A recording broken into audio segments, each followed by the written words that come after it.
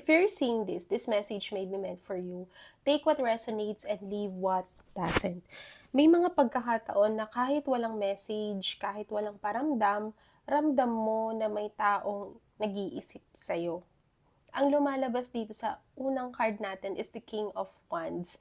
Ito ang energy ng taong malakas ang presence, may ego, may pride, pero malalim siya.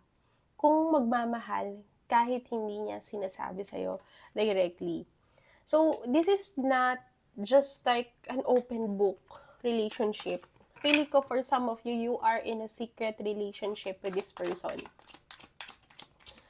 Hindi siya sanay sa confrontation. And hindi ito yung tao na nag-open up basta-basta. Mas sanay siyang maging strong sa panglabas. And mas sanay din siya na control yung emotions niya. Okay, let's have your card. You have the Ten of Cups. And this is the Hangman and the Page of Swords. Okay, so let's have the Ten of Cups first. May mga sandali na bigla ka na lang papasok sa isip niya habang tahimik yung paligid. Habang busy siya o bago siya matulog, I feel like you occupied his space. So kahit mag-isa lang siya, most likely natutulala to pag naiisip ka.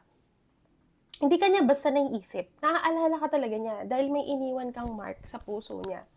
May mga bagay na ginagawa mo dati, yung boses mo, yung paraan ng pagtawa mo, yung presence mo, na hindi niya basta mapalitan. He's trying to find you with another person. He even dated another person just to forget you.